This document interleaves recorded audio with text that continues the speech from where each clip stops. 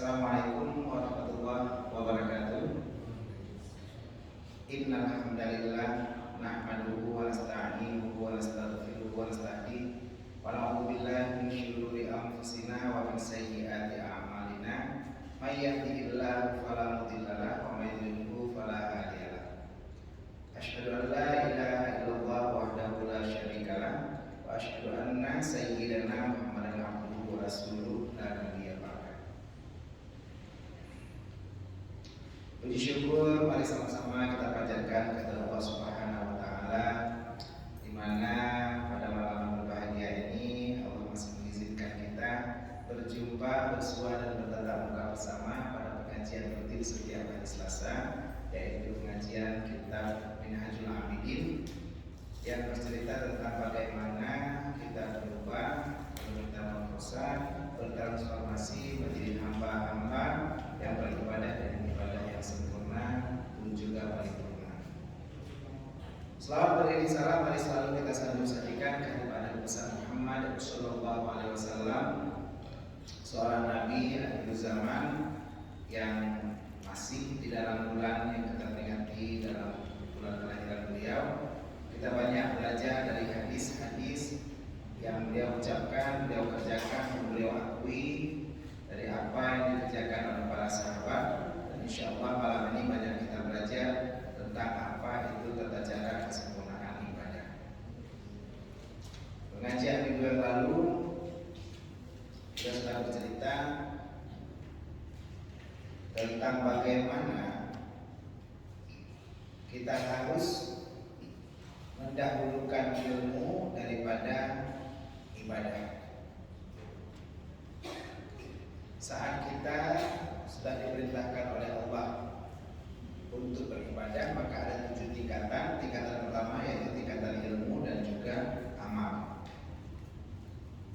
Jadi kalau kita punya waktu terbatas, maka yang harus didahulukan minggu lalu yaitu tentang ilmu dahulu, karena dengan ilmu inilah kita akan tahu tentang tata cara ibadah.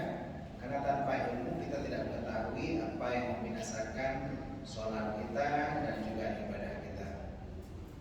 Jadi terkadang saat kita belajar ataupun beribadah tanpa mengetahui segala sesuatu, maka ada kesamaran dan tiada kau dapat akan tempat bertanya akan dia daripada dunia itu, dan tiada kau mengetahui dan tiada kau belajar akan dia. Jadi apabila kita beribadah tanpa ilmu, maka ibadah kita akan jadi sia-sia. Gunakan waktu kita sesedikit mungkin apapun yang ada. Gunakan waktu kita untuk terus belajar dan belajar demi kesempurnaan ibadah kita bersama. Baik, kita masuki pengajian kita pada malam Selasa ini. A'udzubillahi minasyaitonirrajim. Bismillahirrahmanirrahim. Qala musannifur rahimahullahu taala wa nafa'ana bi ulumuhi fid dharain amin. Telah berkatalah pengarang, dan semoga semua kita yang hadir pada malam ini mendapatkan rahmat dan ilmunya pengarang, baik dunia maupun akhirat. Amin amin ya rabbal alamin. Kemudian maka adalah edaran kelakuan ini sekalian pula atas ibadah yang batin, yang yaitu tempat perjalanan hati. Wajib bahwa belajar engkau akan dia daripada tawakal dan tafwid, yakni menyerahkan diri dan ridha dan sabar dan taubat dan ikhlas dan yang lain daripada yang demikian itu, seperti yang lagi akan datang sebutannya insyaallah ta'ala. Nah, jadi apabila kita sudah yakin bahwa sebelum kita beribadah, yang pertama kita lakukan adalah belajar. Nah, belajar apa dulu yang harus kita dahulukan? Kita tahu Imam Syafi'i Aceh kita adalah ketua Tastafi Kota Rasulullah. Tastafi dimulai dari tasawuf, tauhid dan fikih. Artinya tasawuf adalah ilmu dasar, ilmu utama yang memang harus kita pelajari.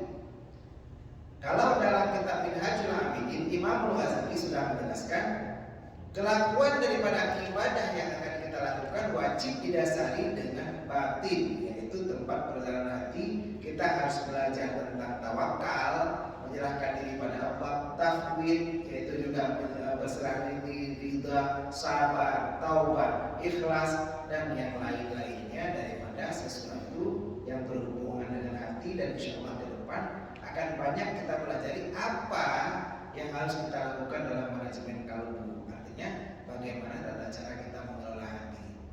Karena orang yang beribadah tanpa mengelola hati dengan baik, maka akan kalah tingkatannya dengan orang yang beribadah sedikit tapi hatinya terkelola dengan baik. Nah, ini yang diajarkan Imam Ghazali. Yang pertama, hati. Hati-hati dalam menjaga hati, karena hati inilah penghulu daripada seluruh anggota tubuh kita. Bila hati kita terkontrol, hati kita sudah penuh dengan nur cahaya keilmuan, terutama yang menyebut dengan tasawuf, baik itu tawakal, tafwid, ridha, sabar, taubat, ikhlas, maka insya Allah ibadah kita pun akan segera sempurna. Dan wajib bahwa belajar pula akan segala yang menahi, artinya yakni segala yang dicegah akan dia, yang dia itu lawan bagi segala perkara ini, seperti pemarah dan cita-cita yang panjang dan ria dan kikir, supaya engkau jauhkan dia. Maka bahwasanya beberapa faktor yang sudah dinas Allah Ta'ala atas menyuruh dengan dia dan menegakkan dia daripada lawannya di dalam kitabnya yang aziz di atas lidah Nabi Muhammad SAW, seperti firman Allah, wa 'alallahi fatawakkalu in kuntum mu'minin, dan di atas Allah maka berserah kamu juga adalah jika kamu adalah kamu mukminin. Jadi selain kita menghiasi diri kita dengan akhlak yang terpuji, wajib bagi kita kawan-kawan seluruh yang hadir untuk membersihkan hati dari perilaku yang tercela. Artinya dari akhlak yang tercela. Pemarah, bagah tinggi, bingkeng, itu nggak boleh ada. Apalagi yang nggak boleh ada tadi, kata lawan daripada yang diperintahkan tadi. Panjang cita-cita, nyom temepek, tak artinya terlalu panjang cita-cita, tulul amal, juga sesuatu yang dilarang oleh Allah Ta'ala. Jadi wajib bagi kita bersifat dengan akhlak yang terpuji, dan wajib juga bagi kita untuk membersihkan hati dari akhlak yang tercela. Kikir, kriit, ya, ada hajitna lah perbuatannya. Sebelum kita beribadah dengan sempurna, bersihkan hati dari penyakit yang tercela. Jadi menyebutkan yang diurut, apakah Allah memerintahkan kita untuk ini? Iya, melalui Rasulnya dalam ayat Quran Allah sudah menjelaskan, wa 'alallahi fatawakkalu in kuntum mu'minin. Kalau kamu betul beriman, kalau kamu ganda beriman kepada Allah, percaya kepada Allah, kapatih kepada Allah, maka wajiblah kita bertawakal kepada Allah. Wa 'alallahi fatawakkalu in kuntum mu'minin. Itu dalilnya bahwa kita wajib melakukan semua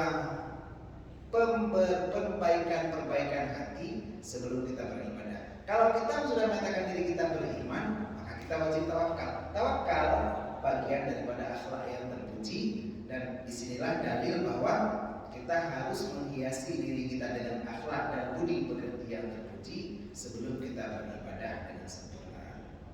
Makanya kita kembali ulangan, seandainya kita mau beribadah, maka yang pertama kita lakukan adalah menuntut ilmu. Ilmu apa dulu? Yaitu ilmu tentang hati, ilmu tentang tasawuf, yaitu membersihkan hati kita dan menghiasinya dengan akhlak terpuji, serta membersihkan daripada akhlak yang tercela.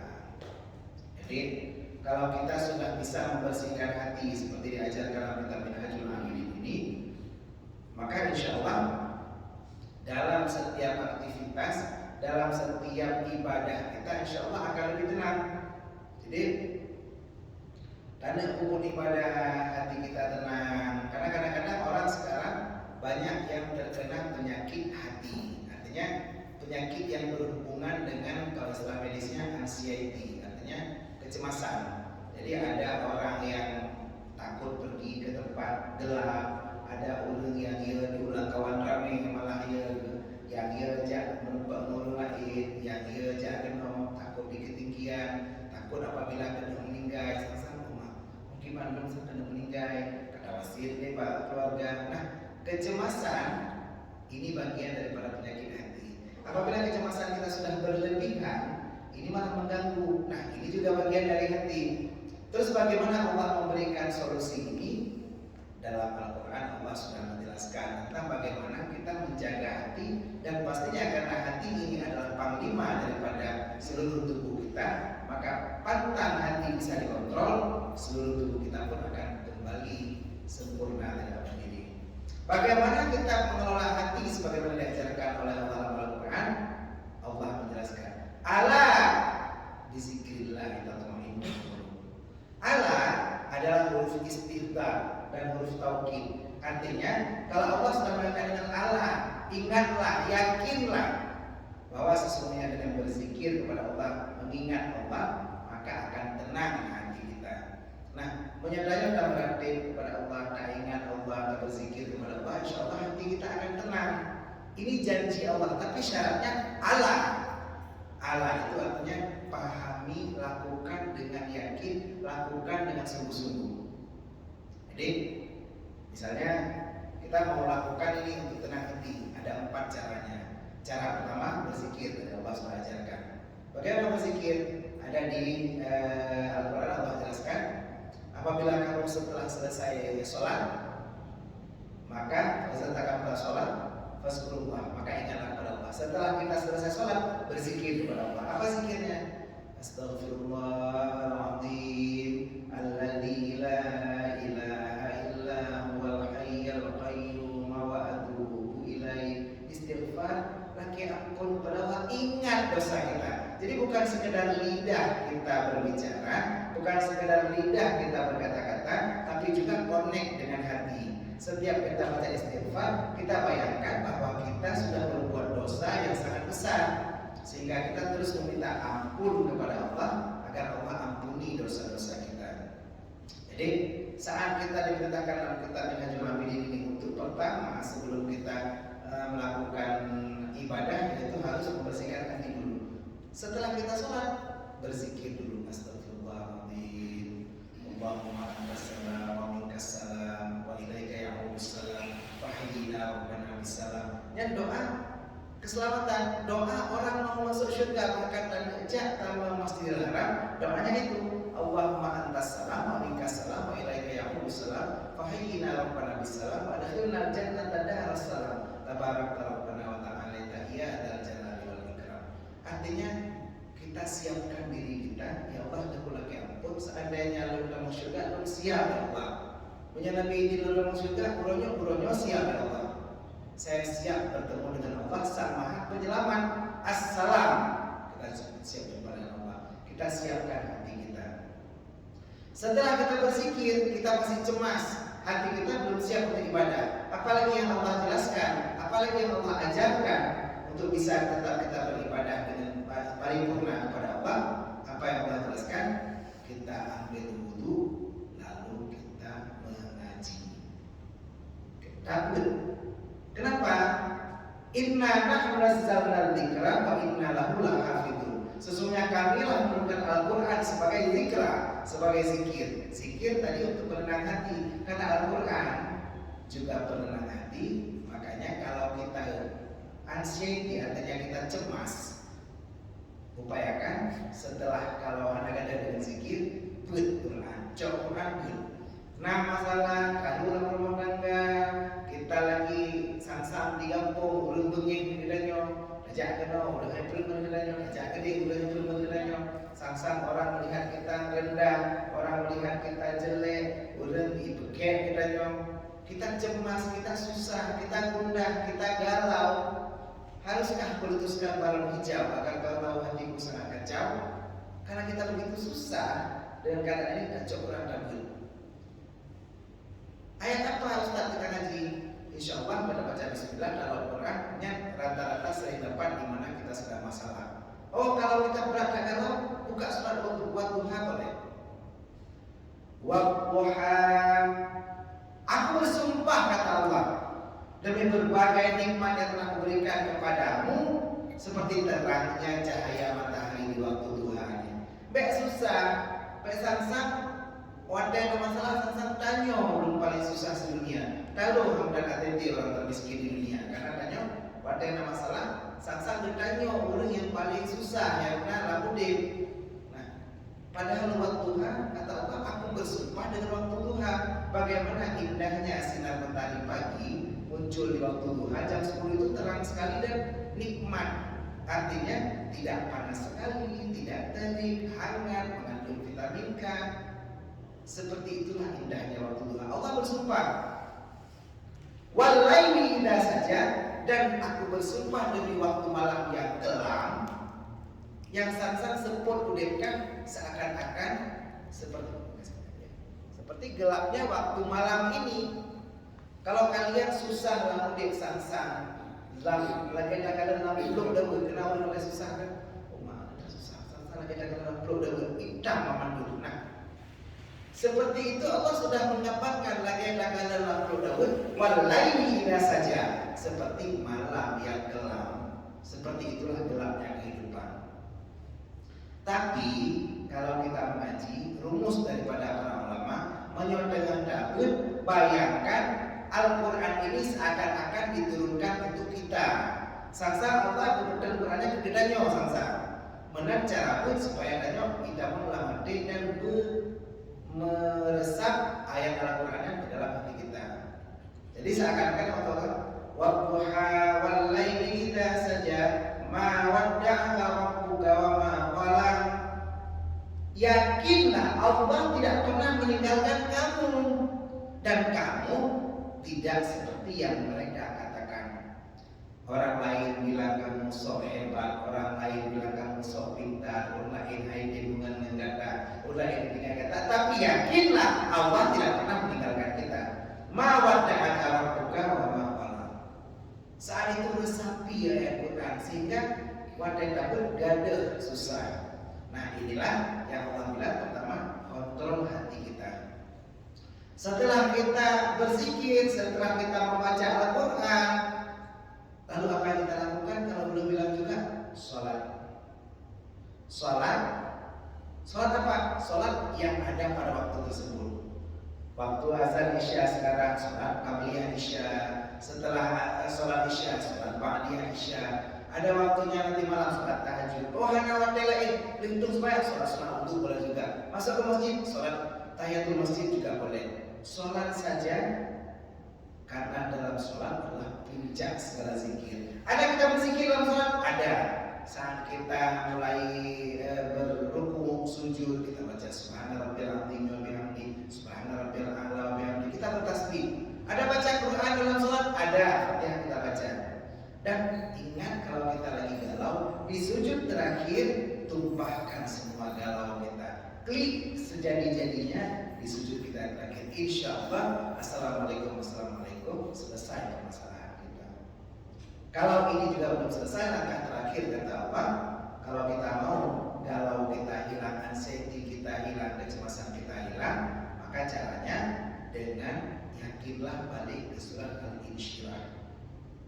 Al-Insyirah, alam nasyrah laka sadrak. Uronyo katanya terasa cukup jai masalah yang hadapi. Alam nasyrah laka sadrak. Apakah kamu tidak sadar begitu banyak permasalahan yang kita alami dari hidup kita, dari pertama kita kecil sampai kita tua seperti ini, cukup jai masalah. Dan semua masalah kita semua Allah selesaikan.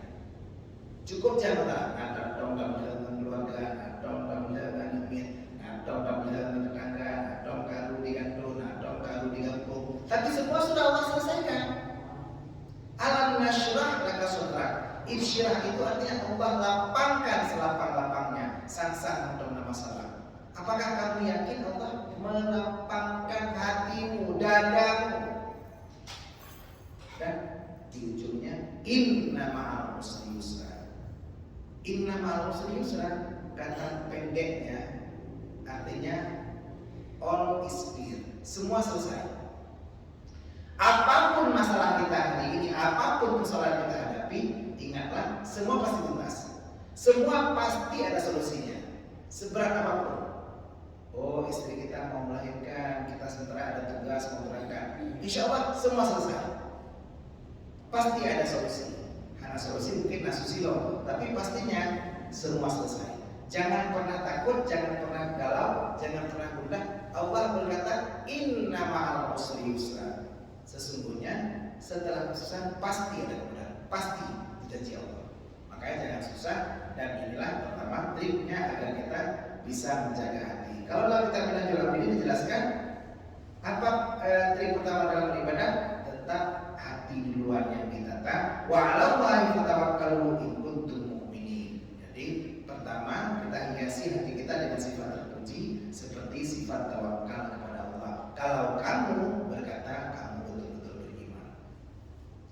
Orang yang beriman itu punya hati yang sangat lapang, punya hati yang sangat lembut. Innamal mu'minuna idza dzukirallahu wajilat qulubuhum. Apabila orang beriman yang betul-betul mengaku beriman dan betul-betul hatinya percaya kepada Allah, maka idza dzukirallah, apabila disebutkan tentang Allah, wajilat qulubuhum, terasa kok terasa tersentuh di hati kita. Raja Danau Suci dan dengan bacaan daripada ilmu di Haramain tersebut, di Masjid Madinah atau Masjid Nabawi, di Masjidil Haram, terdengar bacaan ulun yang hana berpuat di urung dagli. Kenapa? Idza dzukirallah wajilat qulubuhum. Ini Pak Ibrahim insyaallah akan berangkat ke Tanah Suci. Mudah-mudahan kita semua bisa berangkat juga. Insyaallah. Dan agar kita di sana tersentuh hati kita. Wadai tadi ngebut daripada imam itu sang-sang mendaki, walaupun kadang-kadang nggak kuat nih. Seperti itulah wajilat qulubuhum. Wa idza tulihat alaihim ayatuhu zadatuhum imana. Dan apabila kita dengarkan ayat-ayat Quran dibacakan, zadatuhum imana, bertambahlah iman kita. Nah, seperti inilah orang yang beriman kepada Allah. Jadi pertama orang beriman itu bertawakal kepada Allah. Dan lagi firman-Nya, washkurullaha in kuntum iyyahu ta'budun. Dan syukur kamu bagi Allah jika ada kamu akan Dia menyembah kamu. Kalau kita bilang kita menyembah kepada Allah, jangan lupa bersyukur kepada Allah. Kalau kita bilang kita hambanya Allah, berdua ada berterima kasih kepada Allah. Apapun yang kita jalani hari ini, apapun yang kita hadapi hari ini, uronyo mendang jindadu nah ini kami masjid. Saudara kita orang sakit, ilmu diupus di rumah, kan di meja di mau masjid karena sakit. Kita orang sehat. Ada kawan kita yang terbaring di rumah sakit Bunda mungkin, di rumah sakit MMC, di rumah sakit Kesrem, Sakinah. Ada orang kawan-kawan kita, saudara kita, sahabat kita yang mungkin malam ini tidak hadir karena sakit. Kita sehat, alhamdulillah, bersyukur kepada Allah. Orangnya hanya mendapat masih punya umur. Kawan-kawan kita, sahabat kita, betul kalau semua di masjid PDAC. Berapa banyak jamaah kita yang akhirnya karena saja bertanya, kalau gua bawa kita masih diberikan kesempatan oleh Allah, masih hidup. Bahkan yang meninggal lebih muda dari kita. Yang meninggal adik-adik kita kami ingat. Kita masih dikasih izin untuk beribadah sambil diiktikaf dapat pahala, dengan ilmu dapat pahala, ada istirahat dan dengan ilmu dapat pahala. Tolong jaga.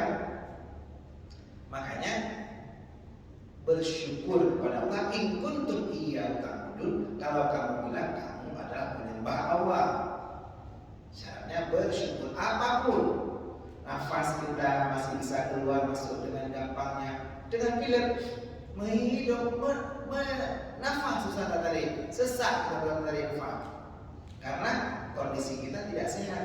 Nafas bisa masuk dengan sempurna ke paru-paru kita, membuka rongga diafragma kita, dikembangkan melalui oksigen itu dialirkan ke seluruh tubuh kita, melalui jaringan darah kita, melalui arteri, melalui vena, masuk semua oksigennya sehingga darah mulai lancar, hanya sehat. Bersyukur kepada Allah. Mata kita masih bisa terbuka sempurna. Kawan-kawan kita, saya sendiri sudah mungkin minus matanya, artinya sudah punya kekurangan. Kalau kita lihat di HP kita foto blur, nah seperti itulah kalau kita goyang. Kalau saya pakai kacamata seperti itulah di dalam itu. Bagi yang masih nampak lihat, bersyukur kepada Allah. Ada teman kita yang kita sakit, lemah, matanya sudah tak sehat, kuping tak sanggup lagi mendengar, tangan tak sanggup lagi berjalan, tak sanggup lagi memegang, kaki tak sanggup lagi berjalan.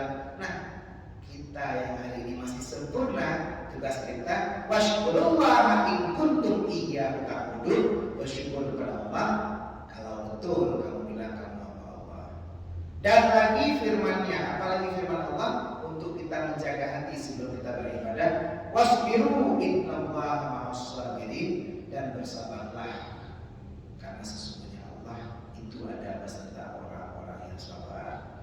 Dan sabar kamu bahwasanya Allah Subhanahu wa taala serta orang yang sabar. Kita lihat dokter sakit bedanya paling dengar bahwa di impusnya ada perintus. Nabi Ayub sakit luar biasa sampai seluruh dagingnya rontok dari tulang-tulangnya. Tapi beliau bersabar. Kenapa? Karena wasbiru innallaha ma'as sabirin. Sesungguhnya Allah beserta orang-orang yang sabar. Menyambut yang sabar, Allah pasti akan berikan jalan keluar. Karena sebenarnya itu perjalanan hidup kita sebenarnya sudah jelas. Kalau kita beriman kepada Allah, kita pasti akan sukses. Itu janji Allah. Jadi bayangkan Anda apabila Anda menonton film, satu film apapun itu, misalnya film Rambo, film Komando, atau film apapun, ada tokoh utama dalam peran kehidupan film tersebut, misalnya Rambo. Nah, Rambo walaupun seberat apapun perjuangan dia, direndam dalam direndam, ibu lita, dikontak listrik, dicong, sikit, ditimbang. Tapi yakinlah anak muda pasti gak mati. Dan yakinlah bahwa ujung film pasti menang. Walaupun di kok, Rambo kayak dong, kayak demi, kayak ada perantapan, yakinlah kita adalah pemeran utama dalam kehidupan film kita sendiri. Detanyaman dulu adalah pemeran utama dan yakin pasti nanti ujungnya sukses.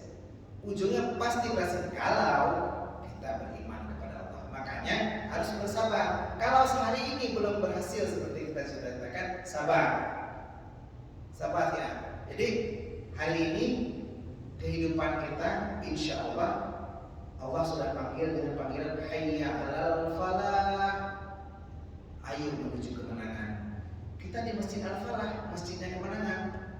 Kita sudah menuju ke sini dengan panggilan hayya 'alas shalah. Ayo kita sholat, ayo kita menuju kemenangan. Artinya Allah sudah jamin kalau kamu sholat, kalau kamu ibadah, kamu pasti menang. Kalau hari ini belum menang, fasbiru innallaha ma'as sabirin. Sabar. Tapi kemenangan itu sesuatu yang pasti menang. Makanya sabar. Inilah bagaimana Allah menjelaskan bagaimana kita menata hati dan menjaga hati. Dan lagi firman-Nya Allah, "Watabattal ilaihi tabtila," dan putuskan olehmu kepadanya akan sebagai putus, yakni ikhlas olehmu kepada Allah akan sebagai ikhlas. Dan umpama yang demikian itu daripada beberapa ayat seperti yang disebutkan atas menyuruh dengan sembahyang dan puasa. Jadi watabattal ilaihi tabtila, putuskan diri kita hanya tok kepada Allah, baik dengan tubuh lain. Ikhlas sembahyang, nggak usah ingat lagi ikhlas sedekah, tajuk peng celeng nanti beredar celeng, di celeng peng celeng kalau punah satu peng di aja dan berdua aja. Nggak usah ingat ada satu peng kalau baju burik, nggak usah pikir lagi. Colok kesini insya Allah berakhirat dan berbahagia. Ikhlaskan.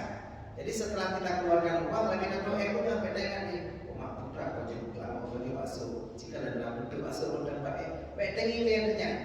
Lagi nanti yang drone langsung kita dengan flus, kita menuju mesin. Akhirnya yang kedua, tiap uang kita keluar ke dalam Allah, yakinkan kita akan jumpa nanti di akhirat dan manfaatnya kita akan jumpai mulai dari dunia ini. Jadi ikhlaskan semua amal kita dari itu, sholat kita, puasa kita, zakat kita, dan terutama sedekah kita.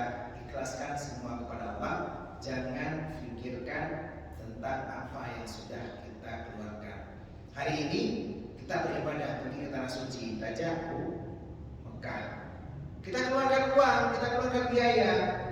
Kata Rasulullah, uang yang kamu keluarkan untuk berangkat ke tanah suci itu bukan pengeluaran, tapi sedekah. Jadi ikhlaskan, kan lebih pengen supaya Ibrahim segala umrah lebih pengen 20 juta. 20 juta kan usah pikir-pikir, maka lebih pengen 20 juta dua kerja sudah 80. Usah pikir uang keluarnya, tapi pikir ini sedekah. 80 juta baliknya berapa? Minimal balik 10 kali lipat minimal. Menjual 80 juta Greenpen, insya Allah trend-trend Greenpen 80 juta minimal 10 kali lipat. Karena bagi kebaikan isyru amsalihah ada 10 balasannya. Tapi kalau kita keluarkan di jalan kebaikan, kata Allah bukan hanya 10 kali lipat, bisa seperti tumbuhan yang punya satu tangkai. Tangkai itu punya 7 bulir dan masing-masingnya punya 100 biji padi. Berarti 700 kali lipat.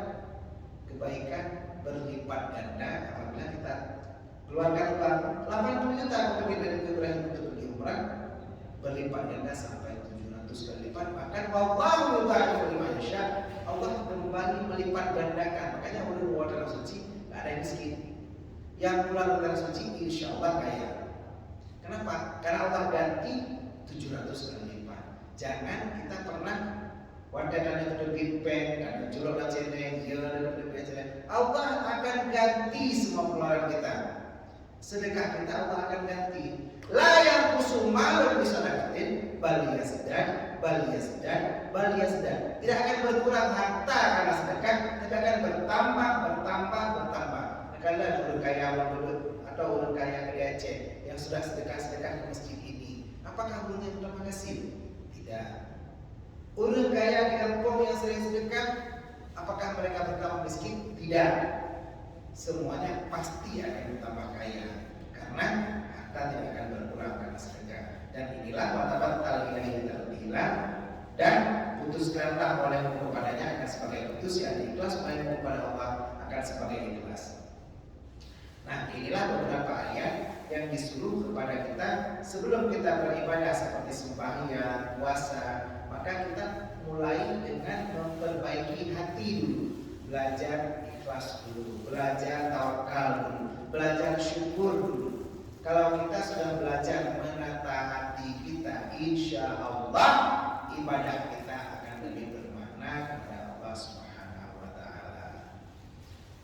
Maka apa hal engkau berhadap kamu atas sembahyang dan puasa, dan engkau tinggalkan segala fardu itu dan disuruh dengan yang keduanya daripada Tuhan yang Esa dalam kitab yang satu, tetapi engkau lupa daripadanya, maka tiada engkau ketahui sesuatu daripadanya melainkan dengan bertuah orang yang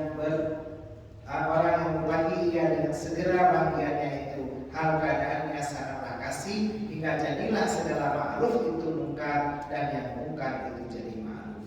Dan orang yang mensia-siakan ulum artinya ilmu yang dinamakan dia Allah Ta'ala dalam kitabnya, nur dan huda dan hikmah ini hadap atas orang yang dengan dia berusaha yang haram, dan Allah ia mengumpulkan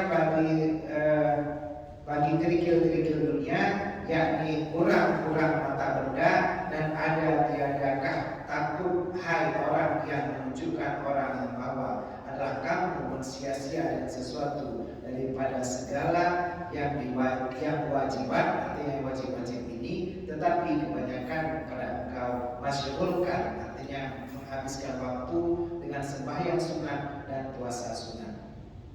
Nah, terkadang kita selalu beribadah dengan yang fardu, artinya sholat, puasa, tapi kita tidak ketahui ternyata apabila hati kita tidak kita kelola sebelum kita beribadah, maka banyak ibadah kita dari ma'ruf menjadi mungkar dan mungkar menjadi ma'ruf, dan ilmu kita menjadi sia-sia.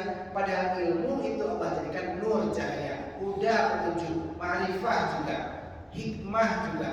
Tapi karena ilmu yang kita pelajari tanpa didasari ibadah kita dengan membersihkan hati dulu, maka ibadah kita itu akan tidak punya makna. Seperti orang yang selalu sholat sunat, tapi dia tidak tahu sholat dia penuh dengan sholat sunat, puasa sunat, tapi orang tersebut tidak tahu bahwa seandainya dia puasa wajib saja dan sholat wajib saja, tapi dengan hati yang sempurna, maka itu akan jauh lebih bermakna daripada orang yang mengejar puasa sunat dan sholat sunat, tapi hatinya tidak dijaga. Seperti kita puasa, tanya puasa ada jaga, ada kegegom, ada pun yang membatalkan pahala puasa, walaupun cuma puasa Ramadan saja, itu jauh lebih bermakna daripada kita puasa tiuro. Senin Kamis kita puasa, Ayyamul Bid kita puasa, puasa Daud lagi kita puasa. Tapi tiuro apa adanya orang puasa sampai ada juga kegegom. Ini jauh lebih bermakna orang yang tidak sholat sunat dan tidak puasa sunat, tapi dia menjaga hati. Dan inilah bagian daripada kitab Minhajul Abidin. Kita bukan hanya menjadi hamba yang menyembah Allah secara biasa-biasa saja, tapi kita menyembah Allah dengan tahapan yang diajarkan oleh Imam Ghazali. Pertama yaitu tabaqah ilmu. Ilmu yang pertama ilmu tasawuf. Ilmu tasawuf pertama yaitu menghiasi hati kita dengan akhlak terpuji dan menjaga hati kita dari akhlak tercela. Dan engkau masyhurkan dengan sunat dan puasa sunat, maka adalah ia daripada orang yang tiada suatu dan terkadang ada kamu mengekalkan atas maksiat daripada segala maksi yang mewajibkan dengan dia api neraka, dan kamu meninggalkan yang mubah daripada makanan atau minuman atau tidur daripada yang demikian sekaliannya. Atau engkau menuntut dengan dia kurban kepada Allah Ta'ala, maka adalah ia daripada orang yang tiada suatu perolehannya, dan yang besar sangat daripada yang demikian sekaliannya adalah kalau jatuh dalam cita-cita dan bercita-cita itu maksiat yang semata-mata, maka kamu menyangka niat kebajikan dengan sebab jahil kamu dengan percayaan antara keduanya. Terkadang kalau kita meninggalkan yang mubah, kita tinggalkan makanan, minuman, atau tidur, atau kita beribadah kepada Allah, bahkan tinggalkan semua yang mubah, tapi malah kita mengerjakan yang maksiat yang kita tidak ketahui Allah mengingatkannya, bahkan ini membuat kita dekat kepada api neraka. Jadi tanpa ilmu menjaga hati, terkadang ibadah kita bukan malah memasukkan kita ke dalam surga, malah memasukkan kita ke dalam neraka. Kita sholat, tapi kita ada ria, sholat kita pun tidak lagi bermakna. Mudah-mudahan pengajian kita hari ini kita sudah sampai waktu isya. Insya Allah kita sambung sedikit besok sebelum pengajian minggu depan. Kita akan bisa pelajari bahwa pertama sebelum beribadah yaitu kita harus bersihkan hati kita, hiasi diri kita dengan akhlak terpuji dan hindarkan hati kita dari akhlak tercela. Baik, kita bacakan Fatihah untuk kita semua di akhir pengajian kita.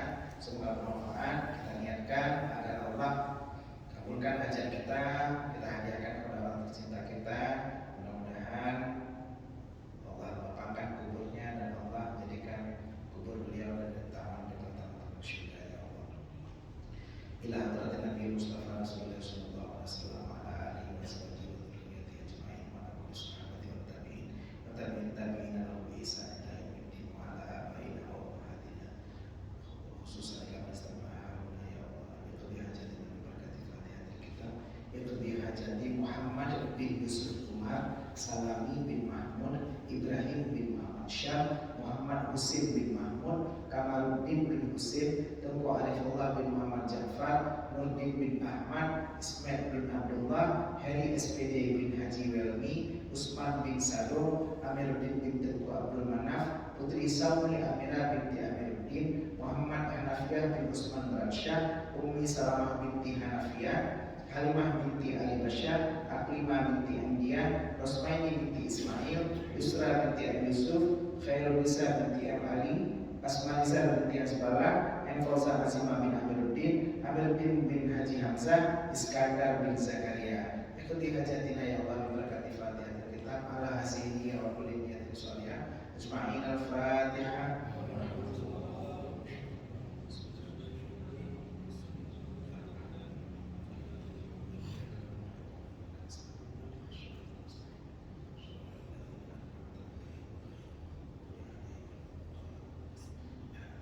Terima kasih atas segala perhatian.